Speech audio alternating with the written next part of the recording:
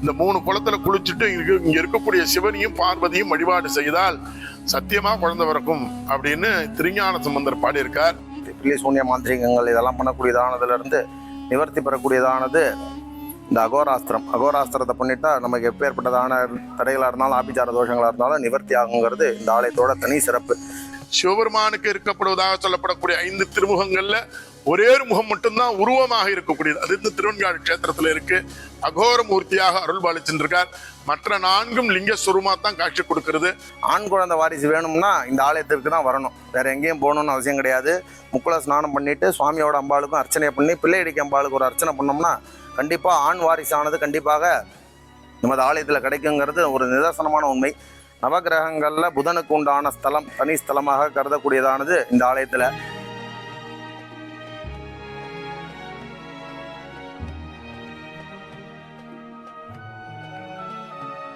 ஹரஹர நம பார்வதி பதையே ஹரஹர மகாதேவா.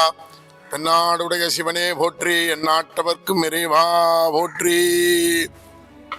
எல்லாம் உள்ள திருவெண்காட்டில் உறைந்திருக்கக்கூடிய பிரம்ம வித்யாம்பிகை உடனுரை ஸ்வேதாரண்யேஸ்வர சுவாமி திருக்கோயில் திருவெண்காடு புதன் ஸ்தலம். இந்த ஸ்தலத்துல 3 தீர்த்தம், அக்னி தீர்த்தம், சூரிய தீர்த்தம், சந்திர தீர்த்தம்னு 3 தீர்த்தம் இருக்கு.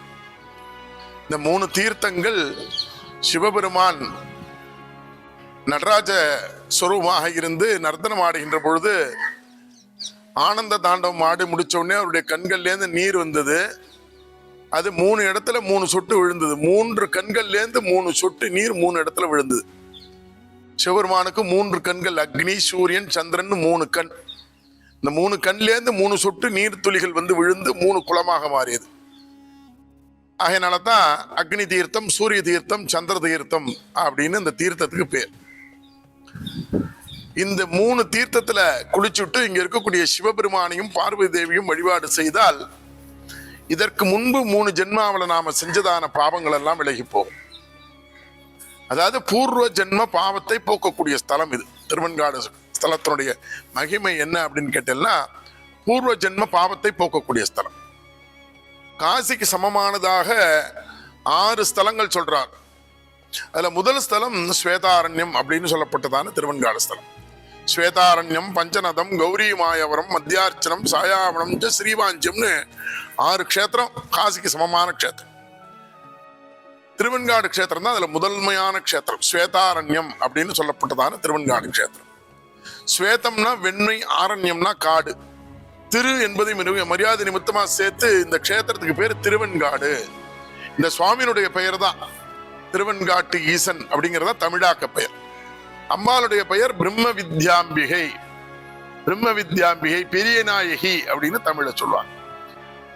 இப்படி காசிக்கு சமமான முதல் க்ஷேத்திரம் இது. காசியில கங்கை எவ்வளவு புனிதமானதோ அது போல இங்க இந்த 3 தீர்த்தங்களும் புனிதமானது. காசியில கயாவில் அங்க விஷ்ணு பாதத்துல போய் நீங்க வந்து திதி கொடுத்து சிரார்த்தம் பண்ணேன்னா இதற்கு முன்பு 21 தலைமுறையில இறந்து போன நம்முடைய மூதாதையர்களுக்கு நாம செய்யக்கூடிய பித்திருக்காரியங்கள் போய் சேரும். அதுபோல திருவெண்காடு க்ஷேத்திரத்துல வடவாள் விருட்சத்துக்கு கீழே ருத்ரனுடைய பாதம் இருக்கு. இந்த ருத்ரபாதத்துல நீங்க இறந்தவர்களுக்கு திதி திங்கள் பண்ணி அந்த சிரார்த்தங்கள் பண்ணேன்னா 21 தலைமுறையில் இறந்து போன நம்முடைய மூதாதையர்களுக்கு நம்ம செய்யக்கூடிய பித்திருக்காரியங்கள் போய் சேரும். அதனால காசிக்கு சமமான எல்லா விதத்திலையும் சமமான க்ஷேத்திரம் திருவெண்காடு க்ஷேத்திரம். காசிக்கு வீசம் கூடன்னு சொல்லுவாங்க எங்க பாட்டி. அப்படி காசிக்கு வீசம் கூட உள்ள க்ஷேத்திரம் திருவெண்காடு க்ஷேத்திரம். இங்க எல்லாமே மும்மூன்றாகத்தான் இருக்கு. 3 சிவன். ஸ்வேதாரண்யேஸ்வரர் லிங்கஸ்வரூபமா காட்சி கொடுக்கக்கூடியவர். பின்னால நடராஜ பெருமான், ஆதி சிதம்பரம். இது சிதம்பரத்துக்கு முற்பட்டதான க்ஷேத்திரம் திருவெண்காடு க்ஷேத்திரம். சிதம்பரத்துல சொல்ல போனால் பதஞ்சலி, வியாக்கிரபாதர் அப்படின்னு 2 பேருக்காக சிவபெருமான் ஒரு தாண்டவம் ஆடினார். இந்த திருவெண்காடு க்ஷேத்திரத்துல ஸ்வேதகேது அப்படின்னு 8 வயது குழந்தைக்காக 9 தாண்டவங்கள் ஆடினார். சிதம்பரத்துல ஒரு தாண்டவம் தான், இங்க 9 தாண்டவம். நவதாண்டவ க்ஷேத்திரம் இது. சிதம்பரத்துல இருக்க மாதிரியே அந்த பின்னால இருக்கக்கூடிய சபை, முன்னால இருக்கக்கூடிய சபை எல்லாமே அப்படியே அந்த சிதம்பரத்தை ஒத்ததாக அமைச்சிருப்பார்.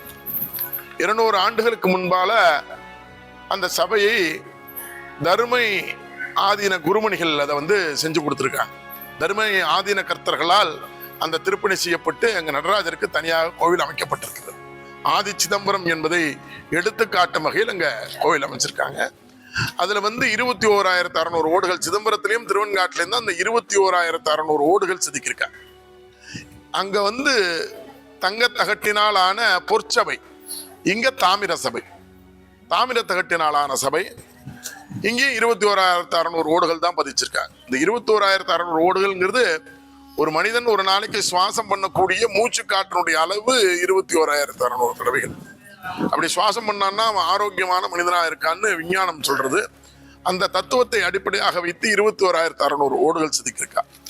இங்க விடங்கர் அபிஷேகம் உண்டு, ஸ்படிகலிங்க அபிஷேகம் உண்டு, அன்னாபிஷேகம் உண்டு, பின்னால ரகசியம் உண்டு. சிதம்பரத்துல எப்படி இருக்கோ அதே மாதிரியே இருக்கும், மரத்தாலான சபை.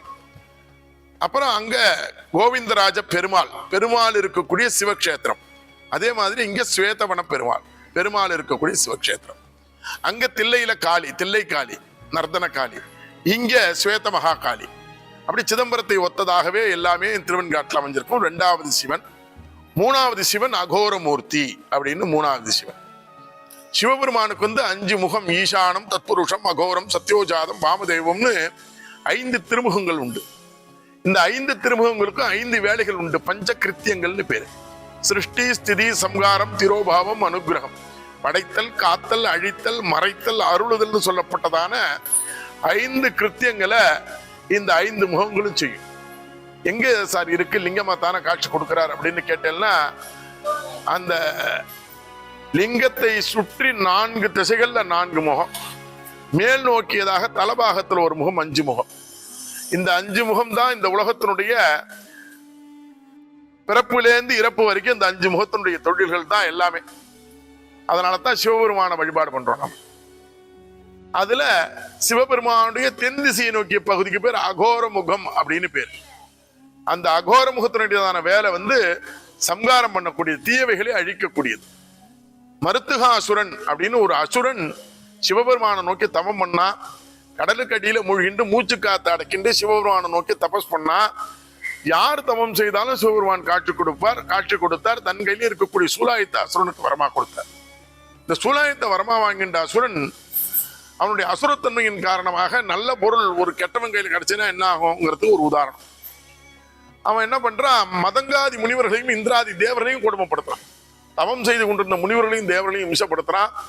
அந்த தவம் செய்து கொண்டிருந்த முனிவர்களும் தேவர்களும் திருவெண்காட்டுக்கு இங்க இருக்கக்கூடிய சிவபெருமான்கிட்ட முறையிட்ட உடனே இடபதேவர் நந்தி பெருமானை அனுப்பி அசுரனை வதம் பண்ணிட்டு வர சொன்னார். அசுரனோட சண்டை போடுறதுக்கு நந்தியேஸ்வரர் போறார், இடபதேவர் போறார், சண்டை போடுறார். அசுரன் எல்லா ஆயுதங்களையும் இழந்து நிராயுத பாணியாரான். வேற வழியே இல்லாம சிவபெருமான் கொடுத்த சூலத்தை வச்சுன்னு சண்டை போடுறான் அசுரன். அந்த சிவபெருமானால் கொடுக்கப்பட்ட சூலங்கிறதுனால நந்தி தேவர் தாழ் பண்ணிறார். அதை எதிர்த்து நான் சண்டை போடக்கூடாது, எங்க பாஸ் கொடுத்தது, நான் சண்டை போடக்கூடாது அப்படின்னு தாழ் பண்ணினார். 9 இடத்துல குத்தினான் அசுரன். அந்த குத்துப்பட்ட நந்திகேஸ்வரர் இன்னைக்கு சிவபெருமானுக்கு ஏத்தாப்புல இருக்கார், இங்கதான் இருக்கார். அவருக்கு 9 இடங்கள்ல காயங்கள் இருக்கும். அந்த 9 இடங்கள்ல காயத்தோடு நேரா சிவபெருமான் நோக்கி வந்தார். சிவபெருமானுக்கு நந்தி பெருமானை பார்த்த மாத்திரத்திலேயே கோபம் வந்துருத்து. கோபம் வந்த உடனே சம்ஹார கிருத்தியத்தை பண்ணக்கூடியதான தட்சிணாபிமுகம் அகோர முகத்திலிருந்து ஒளி வடிவமாக ஜோதிஸ்வரூபமாக பகவான் அவதாரம் பண்ணார். இந்த ஜோதிஷ பார்த்தானா அசுரன். அந்த ஜோதிஷ பார்த்த மாத்திரத்திலே அசுர தன்மை எல்லாம் அழிஞ்சு போனது. அசுரன் நல்லவனா மாறினான். இந்த க்ஷேத்திரத்துக்கு மிகப்பெரிய வலிமை என்னன்னு கேட்டேன்னா, இந்த க்ஷேத்திரம் ஸ்வேதாரண்ய க்ஷேத்திரம். இந்த க்ஷேத்திரத்துல அழிவு என்பதே கிடையாது. இந்த க்ஷேத்திரம் வெண்மை நிறத்துக்குரிய குணம் கொண்ட க்ஷேத்திரம், சத்துவகுணம் பொருந்திதான க்ஷேத்திரம். ஆகையினால அசுரன் நல்லவனா மாறினா. மதங்காதி முனிவர்களும் இந்திராதி தேவர்களும் ஸ்தோத்திரம் பண்ணா. பகவான் சாந்தப்படுத்தணுங்கிறதுக்காக ஸ்தோத்திரம் பண்ணா. கருநிறமும் மணிமாலை புனையழகும் மலையையும் கவினி செய்ய எரிசிகையும் முதல் விழியும் நடைக்கோல இணையடியும் உலகையிட்டு கரம் நிலவ மணிப்பலகை வெண்டலை வாழ் கடிதுடியேர் சூலம் ஏற்று வெறுவ மருத்துவனை என்ற அகோர சிவன் துணைப்பதம் சீர் விளம்புவாமே அப்படின்னு ஸ்தோத்திரம் பண்ணா. அவ என்ன சொல்லி ஸ்தோத்திரம் பண்ணாலும் அது போல அந்த ஒளி வடிவமானது. அவர் தான் அகோரமூர்த்தி, 3வது சிவன். அந்த அசுரன் திருவடியில போய் சரணாகதி அடைஞ்சான். சரணாகதி அடைஞ்சுட்டு பகவானை பிரார்த்தனை பண்ணிட்டானா. நிகிரகா அனுகிரகம் சீவ காமிய மோட்ச பலப்பிரதம் இஷ்டகாமிய உபாசத்வா அகோராஸ்திரா இதே மகான் மந்திரம் சொல்றது. அதாவது அசுரன்னா கொடிய பாவங்கள் செய்தவன், அவன் எனக்கே நீங்க திருவடியில் இடம் கொடுத்துட்டு, அதனால எவ்வளவு கொடிய பாவங்கள் செய்தவர்களாக இருந்தாலும் இந்த க்ஷேத்திரத்துல வந்து உங்களை வழிபாடு செஞ்சால் இஷ்ட காமியத்தையும் கொடுக்கணும், எதையெல்லாம் கேட்கிறாளோ அதையெல்லாம் கொடுக்கணும்னு அந்த அசுரன் பகவானை பிரார்த்தனை பண்ணிட்டான். அப்படியே பண்றேன்னு அனுகிரகம் பண்ணார். அனுகிரகமூர்த்தி, அகோரமூர்த்தி, இப்படி 3 சிவன், 3 சக்தி. ஸ்வேத மகா காளி, சௌபாகிய துர்க்கை, அதாவது மிருத்யு தோஷத்தை போக்கக்கூடிய க்ஷேத்திரம் இது. மகிஷாசுரன் அப்படிங்கிற அசுரனை வதம் பண்ணதுனால அம்பாளுக்கு அபமிருத்தி தோஷம், மிருத்தி தோஷம் வந்தது. அந்த மிருத்தி தோஷத்துக்கு நிவர்த்திக்காக பிரம்மஹத்தி தோஷம் வந்தது. அந்த ஹத்தி தோஷ நிவர்த்திக்காக இந்த க்ஷேத்திரத்துல வந்து அம்பாள் மேற்கு நோக்கி தபம் செய்தார் துர்கை. அதனால மேற்கு நோக்கியதான துர்கை விஷ்ணு துர்கை ரொம்ப பிராச்சீனமா ரொம்ப பிரமாதமா இருக்கும். நீங்க வந்து எல்லாம் தரிசனம் பண்ணலாம். அப்படி 2 அம்பாள். 3வது அம்பாள் பிரம்ம வித்யாம்பாள், ஸ்வேதாரண்யேஸ்வரர் பிரம்ம வித்யாம்பாள். பிரம்ம வித்தை அப்படின்னா பேரறிவுன்னு அர்த்தம். அந்த பேரறிவை கொடுக்கக்கூடிய ஆற்றல் படைத்த அம்பாள் வித்யாம்பாள், பிரம்ம வித்யாம்பாள்.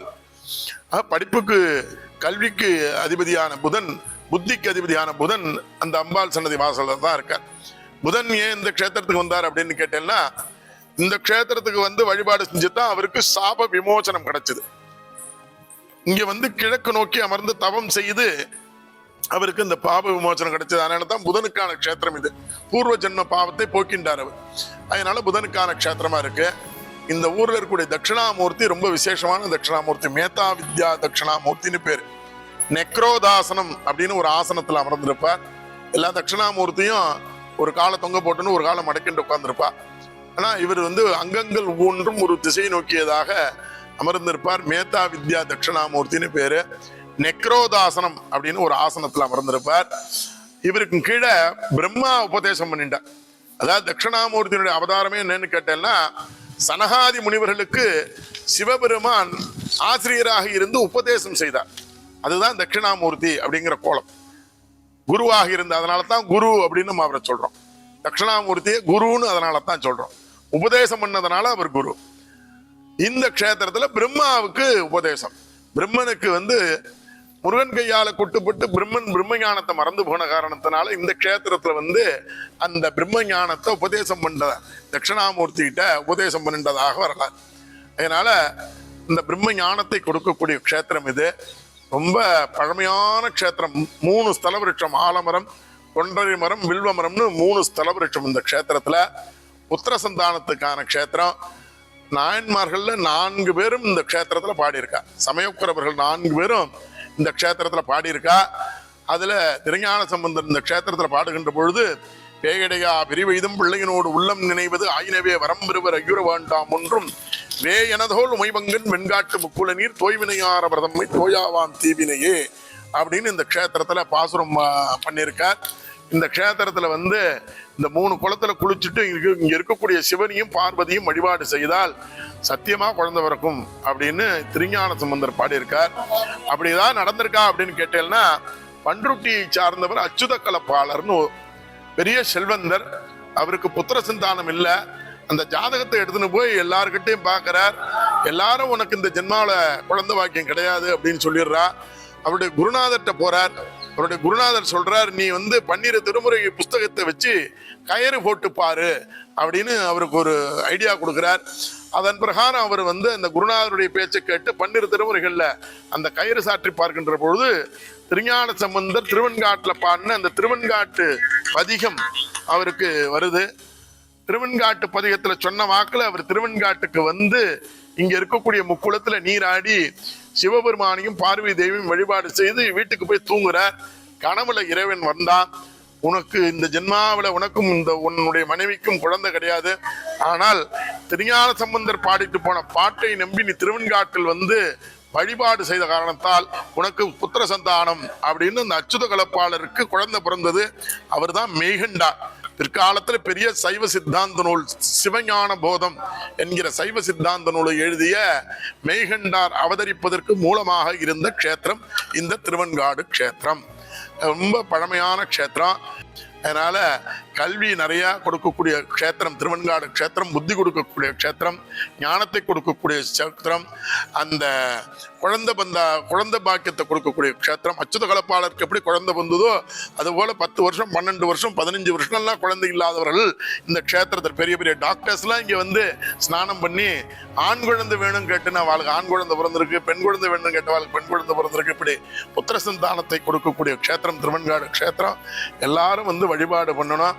இந்த க்ஷேத்திரத்தில் புத பகவானை ரொம்ப பிரீத்தி, அவருக்கு பாலபிஷேகங்கள் அபிஷேகங்கள் எல்லாம் செய்யலாம், ஹோமங்கள் செய்யலாம், அந்த புத்தி கிடைக்கிறதுக்காக ஹோமங்கள் செய்யலாம். அந்த விளக்குகள் 17 தீபம் புதன் திசை உத்தவத்துடைய ஜாதகத்துல 17 வருஷம் வரும். அதனால 17 தீபங்களை ஏற்றி புத பகவானை வழிபாடு செய்யலாம். அர்ச்சனை ஆராதனைகள் எல்லாம் செய்யலாம். புத பகவானுக்கு வேண்டிய பச்சை வஸ்திரங்களை வாங்கி அவருக்கு செலுத்தலாம்.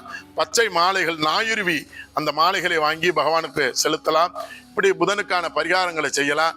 ரொம்ப பிராச்சீனமான பழமையான க்ஷேத்திரம், 2000 ஆண்டுகளுக்கு முற்பட்டதான க்ஷேத்திரம். வால்மீகி ராமாயணத்துல வால்மீகி இந்த க்ஷேத்திரத்தை உதாரணமா எழுதியிருக்கார். சபபாப கரோபூமி தக்ஷமான சராக்னே நிர்தேனேவ வினிர்தக்க ஸ்வேதாரண்யேதாந்தகான்னு வாக்கியம் பண்ணியிருக்கார். அதனால ராமாயண காலத்துக்கு முற்பட்டதான க்ஷேத்திரம், யுகம் கண்ட க்ஷேத்திரம், பெரிய பாசிட்டிவ் எனர்ஜி, பெரிய வைப்ரேஷன் கிடைக்கக்கூடிய ஒரு முழுமையான க்ஷேத்திரம் திருவெண்காடு க்ஷேத்திரம்.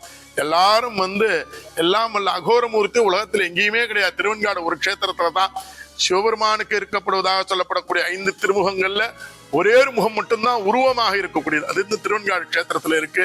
அகோரமூர்த்தியாக அருள் பாலிச்சுருக்கார். மற்ற 4ம் லிங்கஸ்வரூபமா தான் காட்சி கொடுக்கிறது.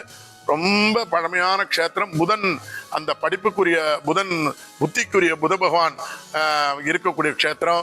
எல்லா நரம்பு சம்பந்தப்பட்ட வியாதிகள், மருத்துவம் சம்பந்தப்பட்ட படிப்புகள், அறுவை சிகிச்சை சம்பந்தப்பட்ட படிப்புகள், இவற்றுக்கெல்லாம் வந்து புத பகவான் தான் அதிபதி.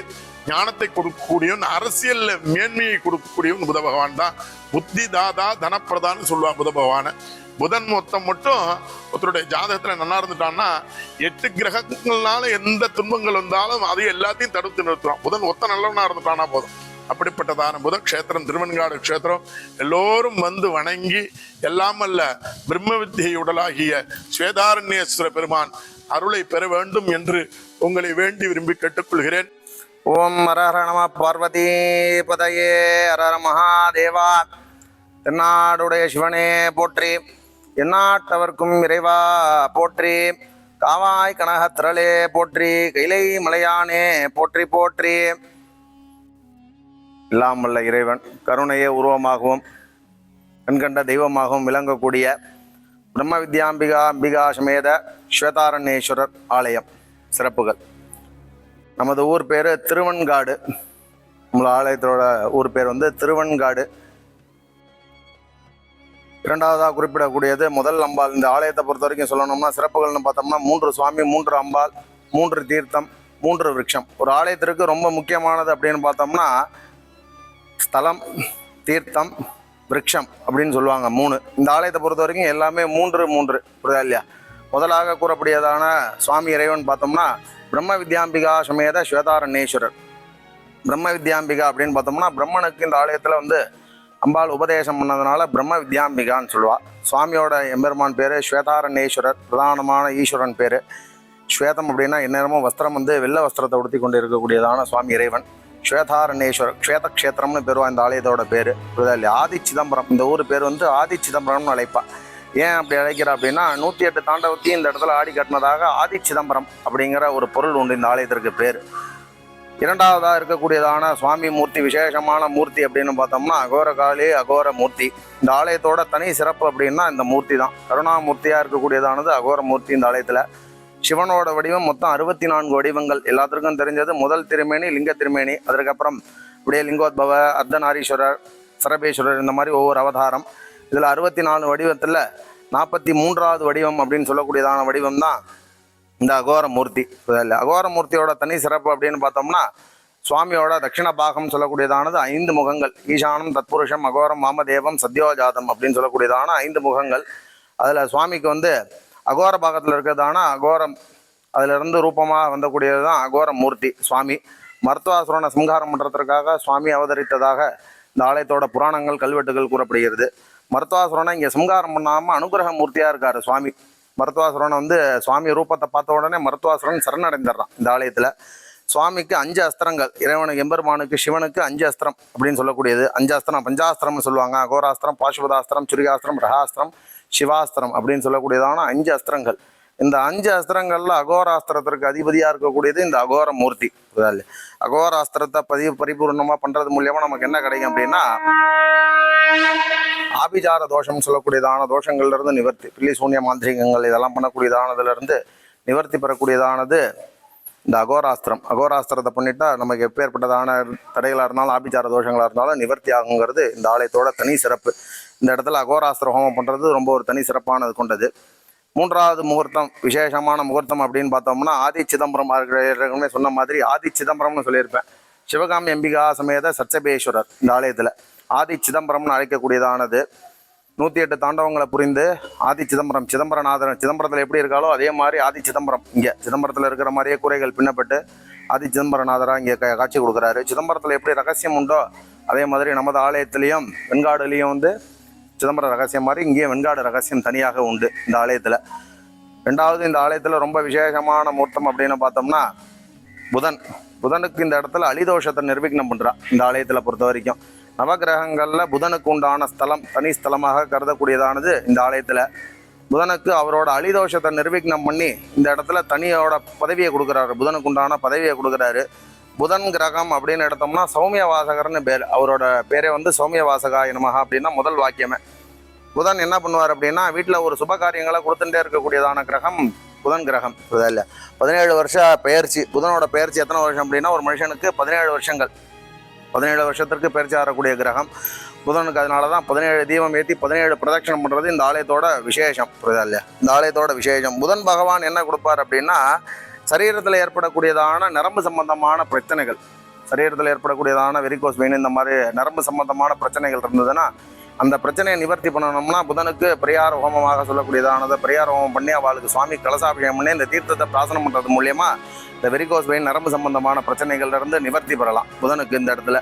அதை தடுத்து பிரம்ம வித்யாம்பிகாவுக்கு பக்கத்தில் பிள்ளையடிக்கு அம்பாள்னு ஒரு அம்பாள் இருப்பாள். இந்த ஆலயத்தில் தனி சிறப்பு என்னன்னா, அப்பர் பெருமான இந்த ஆலயத்தில் வந்து முக்கோள தீர்த்தம் ஸ்நானம் பண்ணி சுவாமி அம்பாளுக்கு பஞ்சாட்சர மந்திரம் ஓதி பிள்ளையடிக்கு அம்பாளுக்கு அர்ச்சனை பண்ணால் புத்திரபாகியம் கிடைக்குங்கிறத அப்பர் பெருமானே கூறியிருக்கார். இந்த ஆலயத்தோட தனி சிறப்பாக பிள்ளையடிக்கு அம்பாள்கிட்ட பிரார்த்தனை பண்ணுறது எதற்காக அப்படின்னா, புத்திரபாகியத்திலே திறந்தது என்ன அப்படின்னா, ஆண் குழந்தை வாரிசு வேணும்னா இந்த ஆலயத்திற்கு தான் வரணும், வேற எங்கேயும் போகணும்னு அவசியம் கிடையாது. முக்குள ஸ்நானம் பண்ணிட்டு சுவாமியோட அம்பாளுக்கும் அர்ச்சனை பண்ணி பிள்ளையடிக்கு அம்பாளுக்கு ஒரு அர்ச்சனை பண்ணோம்னா கண்டிப்பாக ஆண் வாரிசானது கண்டிப்பாக நமது ஆலயத்தில் கிடைக்குங்கிறது ஒரு நிதர்சனமான உண்மை. காசிக்கு நிகரான க்ஷேத்திரம் அப்படின்னு சொல்லக்கூடியதானதில் முதல் காடு திருவெண்காடு தான். காசிக்கு நிகரான க்ஷேத்திரத்தில் முதல் க்ஷேத்திரமாகுது. காசியில் எப்படி க்ஷேத்திர பிண்டம்னு வைப்பா, அதே மாதிரி நமது ஆலயத்திலையும் க்ஷேத்திர பிண்டங்கிறது வைக்கிற பழக்கம் உண்டு. அதை வச்சுட்டோம்னா காசியில் எப்படி போய் திருப்பி தர்ப்பணம் கொடுக்கணும்னு அவசியம் இல்லையோ அதே மாதிரி இங்கே வந்து க்ஷேத்திர பிண்டம் வச்சுட்டோம்னா திருப்பி தர்ப்பணம் கொடுக்கணுங்கிற அவசியம் இங்கேயும் கிடையாது. காசியில் எப்படி ருத்ரபாதம் விஷ்ணு பாதம் இருக்கோ இந்த ஆலயத்தில் வந்து ருத்ரபாதம் இருக்குது. அது ஒரு தனி சிறப்பு. இந்த ஆலயத்தில் எல்லா விதமான அருளும் கிடைக்கக்கூடியதான ஒரே க்ஷேத்திரம். புரியுதா இல்லையா? எல்லா விதமான தோஷத்திற்கும் நிவர்த்தியான ஸ்தலம். ஜாதகத்தில் பார்த்தோம்னா ஒரு மனுஷனுக்கு ஜாதகத்தில் தார தோஷம், கலத்திர தோஷம், செவ்வாய் சர்ப்ப தோஷம், ராசி நட்சத்திர லக்ன புத்திர தோஷம்னு 15 தோஷங்கள் இந்த விவாக காலத்தில், கல்யாண காலத்தில். இந்த கல்யாண காலத்தில் ஏற்படக்கூடிய தோஷத்தை நிவர்த்தி பண்ணக்கூடியதான எம்பெருமான் புதன் பகவான் பிரம்ம வித்யாம்பிகா ஸ்வேதாரண்யேஸ்வரர். எல்லா விதமான அருளும் பெற்று எல்லாம் வாழ்வாங்கு வாழும்படி கேட்டுக்கொண்டு நம்மளது பிரம்ம வித்யாம்பிகா ஸ்வேதாரண்யேஸ்வரர் அகோரமூர்த்தியோட அருளை பரிபூர்ணமாக பெறும்படி உங்களுடன் கேட்டுக்கொள்கிறோம்.